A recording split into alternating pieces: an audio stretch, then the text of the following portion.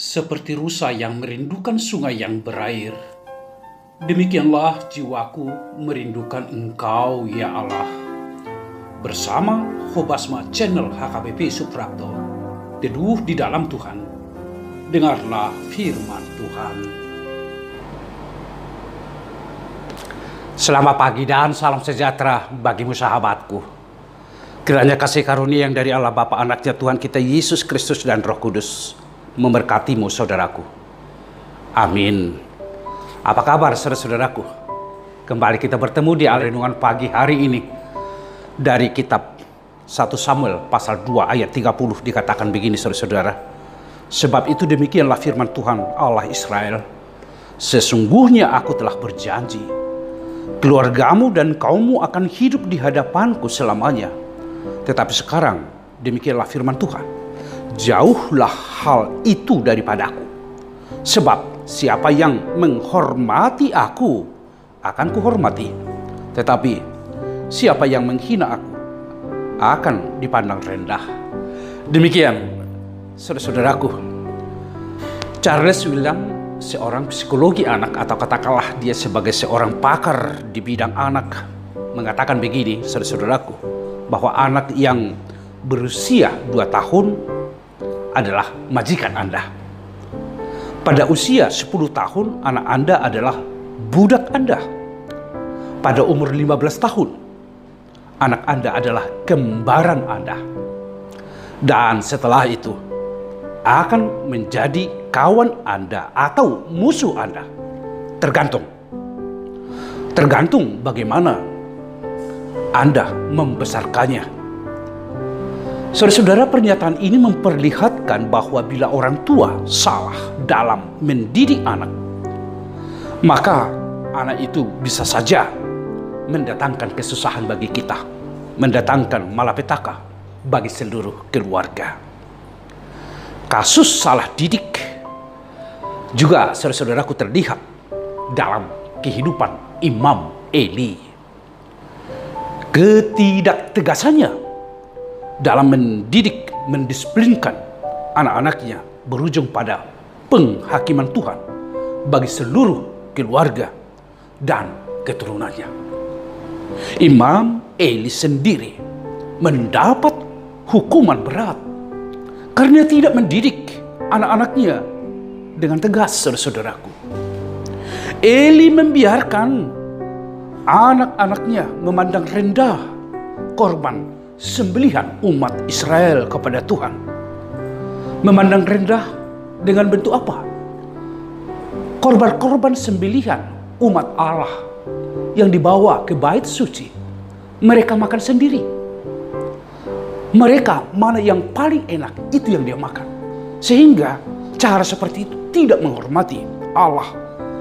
Dengan demikian Imam Eli ditegur, bahkan dihukum oleh Tuhan karena dosa-dosa anak-anaknya, karena ketidaktegasannya mengajarkan anak-anaknya untuk takut kepada Tuhan. Saudara-saudaraku, itulah yang menjadi latar belakang dari renungan kita hari ini, saudara-saudaraku. Makanya kalau dulu Allah berjanji bahwa keluarga dan kaumnya akan hidup di hadapanku selamanya, namun sekarang setelah anak-anak Eli melakukan kesalahan, melakukan dosa, tidak menghormati Tuhan, sekarang Tuhan mengatakan, jauhkanlah itu daripadaku. Dan sesungguhnya dikatakan, sebab siapa yang menghormati aku akan kuhormati, tetapi siapa yang menghina aku akan dipandang rendah. Demikian firman Tuhan kepada anak-anak Eli dan keluarga Eli sendiri, saudara-saudaraku. Oleh karena itu, apa yang menjadi pesan firman Tuhan ini kepada kita, saudaraku? Didiklah anak-anakmu supaya mereka takut akan Tuhan. Jangan mengambil apa yang bukan haknya. Kalau yang dipersembahkan untuk Tuhan, maka berikan dan sampaikanlah seluruhnya kepada Tuhan dengan hati yang tulus dan ikhlas. Kalau kita mempersembahkan sesuatu kepada Tuhan, maka mari kita melakukan dan memberikan itu sepenuhnya tanpa sungut-sungut, bahkan mengambil itu menjadi bahagian kita. Itu akan mendatangkan celaka dan duka cita kepada kita, saudaraku. Oleh karena itu, mari didiklah mulai sejak dini anak-anakmu untuk beribadah dan takut kepada Tuhan, saudaraku. Yang kedua, orientasi kita saudaraku bukan di bumi ini saja atau di dunia ini. Orientasi kehidupan kita sesungguhnya adalah kerajaan Allah. Sehingga apa yang menjadi nilai kerajaan surga, nilai kerajaan Allah, itu yang kita perankan. Jangan ambil yang menjadi bukan hakmu. Jangan mencelakai dirimu dengan kerakusan yang ada di dalam hatimu dan di dalam pikiranmu.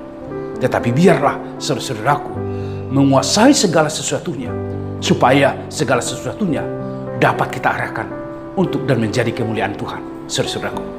Yang ketiga, kepada kita semua, orang tua, biarlah menjadi orang tua yang memiliki sebuah wibawa dan mengajarkan secara tegas apa yang Tuhan inginkan di dalam kehidupan ini. Bila anak-anak kita menghormati firman Tuhan, maka Tuhan akan memberkati kita. Bila kita tidak menghormati Tuhan, maka kutuk atau hukum akan kita alami. Kita tidak mau itu, tetapi yang kita mau, di dalam keluarga kita terjadi berkat Tuhan karena kita melakukan apa yang sesuai dengan firman Tuhan.